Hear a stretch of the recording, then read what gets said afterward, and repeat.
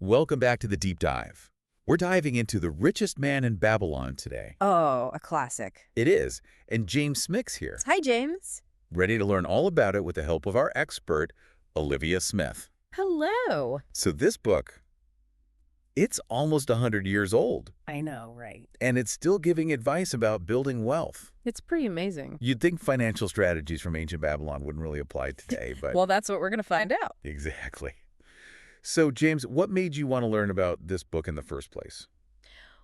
Well, I've always been interested in personal finance, Yeah. But the historical angle, that's what really got me. I was thinking, if these principles worked back then, maybe. Maybe they still work now. Yeah, exactly. That's a great point. And that's what the book is all about. Universal principles. Exactly. So it argues that financial success isn't about luck, but about applying these principles. Consistently. Right. And it does all this through stories Engaging stories. set in ancient Babylon. What's that like? It's like a financial self-help book, but disguised as historical fiction. Yeah, I like that. I like that a lot. So the book lays out 7 key rules for getting money, Start thy purse to fattening. which is about, saving. And then there's, Control thy expenditures. which is like Oops. budgeting. James, any of these rules stand out to you? Yeah. Make thy gold multiply. Oh, That one really caught my attention. interesting. Why is that? I'm always looking for ways to make my money work harder, Yeah, not just sit there in a savings account. makes sense. Yeah, so you're thinking about investing. Yeah, investing and growing wealth. That's perfect because now we can talk about Arcad, the main guy in the book. The richest man in Babylon. Right. And he starts with nothing, becomes the richest man. Not through inheritance, not through luck. Exactly, but by understanding and applying. These financial principles. Yeah. There's this example, right? Oh, yeah, I know what you're going to say. Where he invests in this caravan, bringing back precious metals to Babylon. Takes a risk, but It pays off big time. it does. He also believes that wealth, it doesn't just, give you money. It makes life better. Yeah, that makes you more effective. Enhances your enjoyments. Yeah, exactly. And we can't forget about Algamish. The moneylender. Yeah, he's like, Arcad's mentor. right. And that shows us, The importance of learning from people who are already successful. yeah, mentorship is huge. Yay. That's like having a map instead of just, Wandering around. exactly. Yeah. And speaking of valuable lessons, this book also outlines, 7 cures for a lean purse. yeah, and each cure addresses a different problem, from saving to investing. Even ensuring you'll have income in the future. It's like a toolkit for, Fixing your money problems. yeah. Like, for example, a purse that leaketh when its owner stoppeth work. Oh, that's a good one. That one's all about making sure you have money coming in, even if... That if you can't work anymore. Exactly. It's incredible how relevant these ancient concepts still are. I know, right? I mean, we might not use clay tablets anymore, but... well, they have budgeting apps. Right. And it reminds me of that parable about the goddess of good luck. Oh, that's an interesting one. The one that basically says, if you procrastinate... You scare away good luck. Yeah. James, have you ever felt like you procrastinated on, like, financial goals? Oh, yeah, definitely. Like, what kind of things? Well, like investing. I know I should be doing more, but It can be intimidating. it is, and it's just easier to stick with what I know.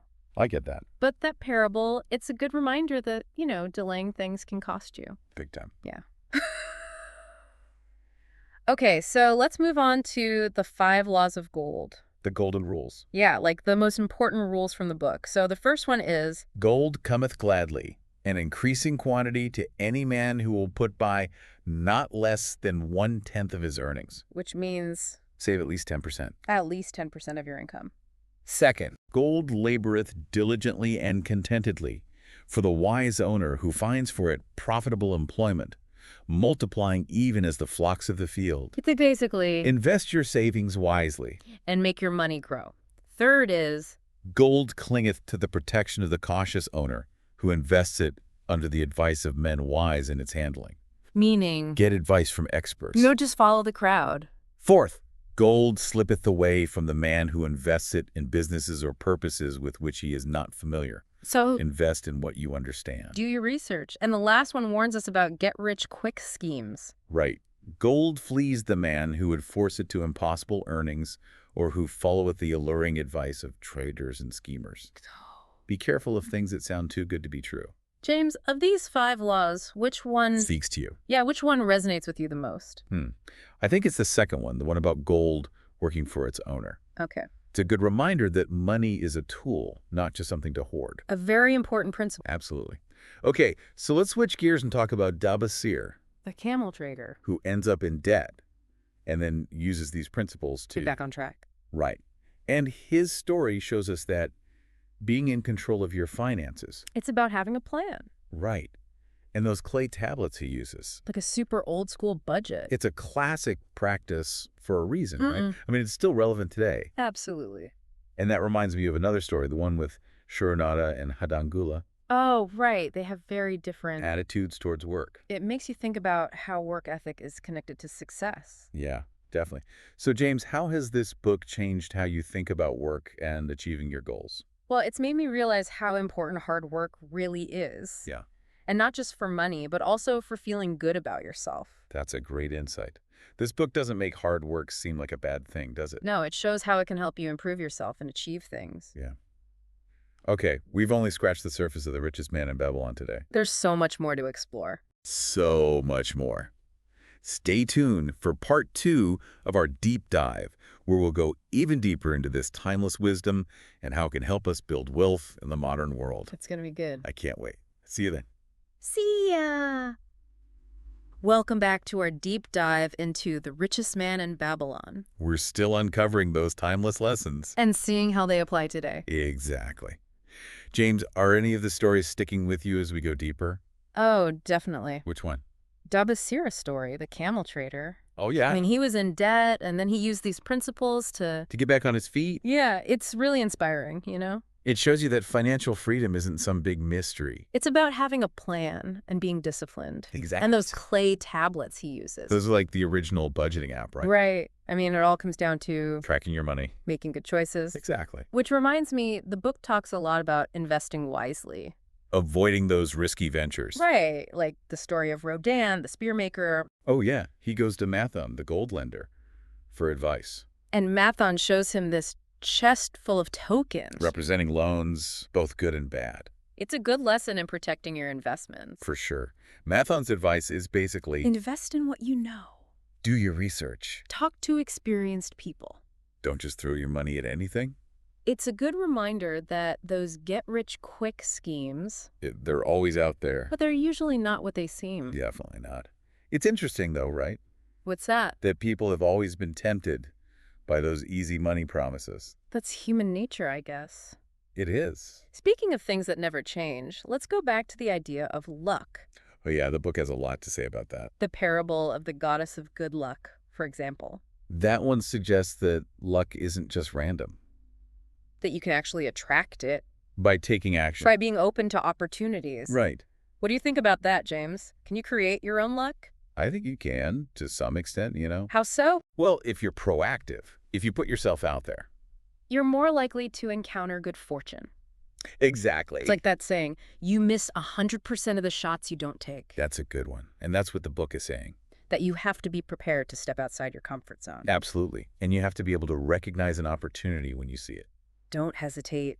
Don't procrastinate. Exactly. And speaking of personal growth, that reminds me of Arkad's journey. From nothing to the richest man in Babylon. Exactly. It wasn't something that happened overnight.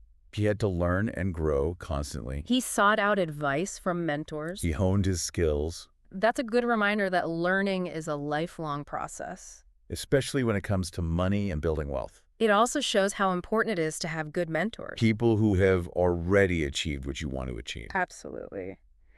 Okay, as we wrap up this part of our deep dive, Yeah. I want to touch on one more theme from the book. Giving back. Oh, that's a good one. Arkad, even though he was so wealthy, He always remembered to share his knowledge and resources, it's a reminder that true wealth isn't just about money, but also about... making a positive impact on the world around you. Exactly. Okay, so as we head into the final part of our deep dive, what are your biggest takeaways, James? For me, it's that managing money well, it takes effort and discipline. Right, it's not just about getting lucky. It's about making smart choices and sticking to them. It's a journey, not a destination. That's a great way to put it. Okay, before we move on, I want to leave everyone with a question. What one small change can you make today to align your financial habits with the wisdom of the richest man in Babylon? It could be anything from setting up a budget to starting a savings plan. Even just talking to a financial advisor. Key is to take action. Absolutely. Okay, join us for the final part of our deep dive into the richest man in Babylon, where we'll wrap up our exploration of this timeless classic and discuss how to apply its wisdom in the modern world. Welcome back to the deep dive. We're wrapping up our exploration of the richest man in Babylon today. It's been quite a journey. It has. James, as we're coming to the end of this deep dive, Yeah, James. what's the most impactful message you're taking away from this book?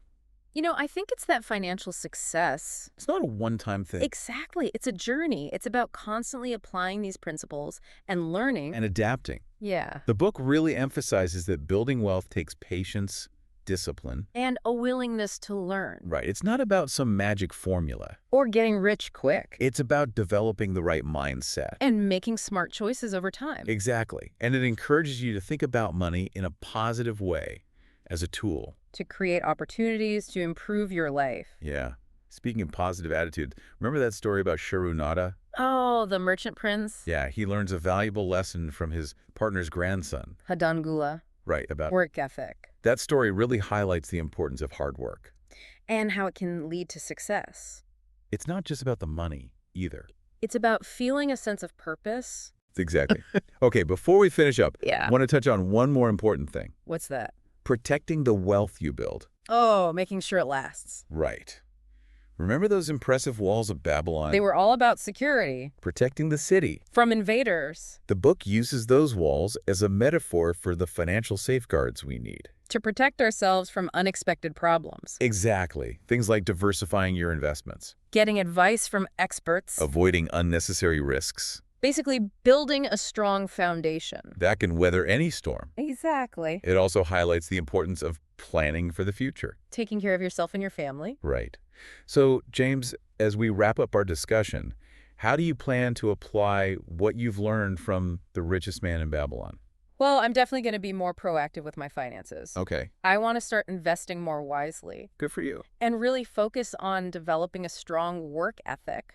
Not just for the money. Right, but for personal growth, too. That's a great attitude. It is. And remember, James, the principles in this book have lasted for a reason. They've been proven to work. For generations. They're still relevant today. So, to everyone listening, we encourage you to go back and revisit those 7 cures for a lean purse. And the 5 laws of gold. Think about how you can use those principles in your own life.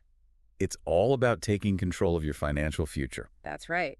The wisdom of the richest man in Babylon can guide you. On your path to a fulfilling life. A life of prosperity and purpose. Thank you for joining us on the Deep Dive. It's been a pleasure. We'll be back soon with another fascinating topic to explore. Until then, keep learning, keep growing. And keep diving deep.